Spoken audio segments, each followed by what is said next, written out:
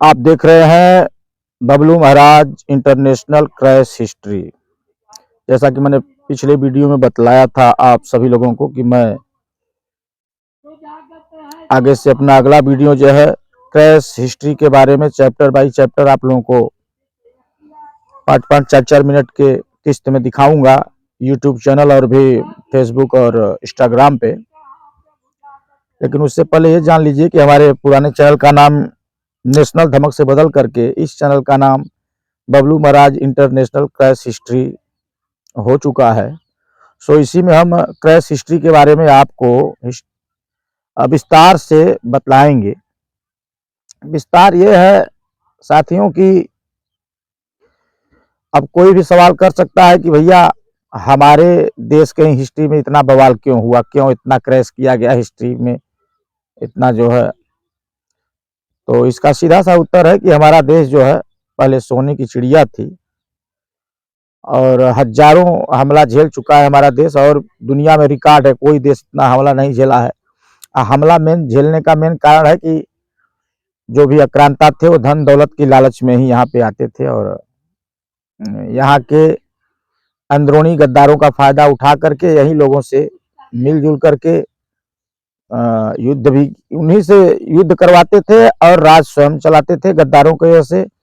और इन्हीं गद्दारों से मिल करके जो है अपना युद्ध भी किया करते थे। सेना में इनको अच्छा सा पोस्ट दे करके भर्ती वर्ती करके इन्हीं गद्दारों से ही मिल करके हमारे देश के बहादुरों के साथ ये सब अंग्रेज हो चाहे कोई भी आतताई हो, चाहे मुगल हो, तुर्क हो, कोई भी हो, युद्ध किया करता था। तो यहाँ पर इतना खजाना था कि उनको कहीं ना कहीं से ऐसा लग रहा था कि इन लोगों को अगर इतिहास इनका छेड़छाड़ नहीं किया जाएगा, इनको जो है ये सब नहीं किया जाएगा, इनको आपस में फोड़ा नहीं जाएगा, फुटमस नहीं किया जाएगा, तो ये कहीं ना कहीं दुनिया पे राज करने लगेंगे। वो सब बहुत दूरदृष्टा थे, इसीलिए तो कहाँ से चले आते थे, उनकी हिम्मत की दाद देनी पड़ती थी। अब लोग आम बात है कह देते हैं कि अंग्रेज हो या फलाने हो, ढकाने हो, मुगल हो, तुर्क हो, यमन हो, आक्रमणकारी हो, आकर के आक्रमण कर गया, लेकिन उनके हिम्मत की तो दाद देनी पड़ेगी ना कि कहाँ का रहने वाला आकर के यहाँ युद्ध भी करता था और स्वयं नहीं करता था, यहाँ के गद्दारों को लेकर के युद्ध करवाता था, यहाँ के वीर बहादुर सैनिकों, वफादार और यहाँ के देशभक्त वीरों के साथ। मजाल है किसी के अपने भारत में, तो हमको लगता है हमारा भारत तो किसी पर आक्रमण करता ही नहीं है, पहले हमारा तो यही वसूल है। तो खैर उसको छोड़िए, बात आते हैं कि आज मैं एक छोटा मात्र 2 मिनट में आपको बताऊंगा कि हमारी सबसे 100 का 100% जो है जो हिस्ट्री गलत बनाई गई है वो हिस्ट्री है भीमा कोरेगांव की। भीमा कोरेगांव हिस्ट्री 100% नहीं 200% एकदम गलत है। वो इतिहास बिल्कुल गलत है ही। वो इतिहास, उस इतिहास में आप कभी सोच सकते हैं कि 28,000 पेशवा को 500 मार देंगे? कितने हास्यास्पद लगता है ना, लगता नहीं है, क्योंकि महारों और पेशवाओं में कभी युद्ध हुआ नहीं था। ये एंग्लो और पेशवाओं का युद्ध था जिसमें पेशवा हारे भी नहीं थे लेकिन जीत भी नहीं पाए थे। लेकिन इस युद्ध से इतना हो गया कि बहुत सारे गद्दार जा करके अंग्रेजों के साथ मिल करके पेशवाओं को कमजोर जरूर कर दिए थे। पेशवा यहीं से कमजोर हो गए थे और यहीं से अंग्रेज अपना पांव हमारे देश में जमा लिए थे। और 1818 से ही शुरू हो गया था हमारे देश में जो है अंग्रेजों का लगभग साम्राज्य स्थापित करना शुरू कर दिए थे। तो हमारे देश के उन गद्दारों को जो है कोई नहीं बताएगा, क्योंकि यही सब क्रैश हुआ है। गद्दारी कौन किया ये नहीं बताएंगे, बताया ये जाएगा जो वीर योद्धा थे।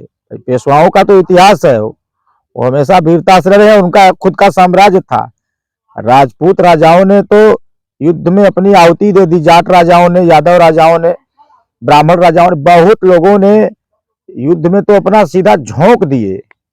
लड़ना है अपना फर्ज है इसलिए लड़ते थे और वीरगति को प्राप्त होते थे। लेकिन मराठा लोग ही ऐसे थे जो पूरे रणनीति के साथ लड़ते थे, चाहे जो भी दुश्मन सामने का हो। अंतिम समय में मराठा लोग जो है उन अंग्रेजों से 1818 में जो भीमा कोरेगांव का युद्ध बतलाया गया है, फर्जी अंग्रेजों से युद्ध हुआ था, उसमें न हारे थे न जीते थे, लेकिन कमजोर वहीं से हो गए थे और वहीं से जो है ये अपना गद्दार जो है उफान पे आ गए थे। तो ये हिस्ट्री टोटली गलत है। कोई भी अपने बच्चों को ऐसी हिस्ट्री न पढ़ाए बिना जांच पड़ताल के।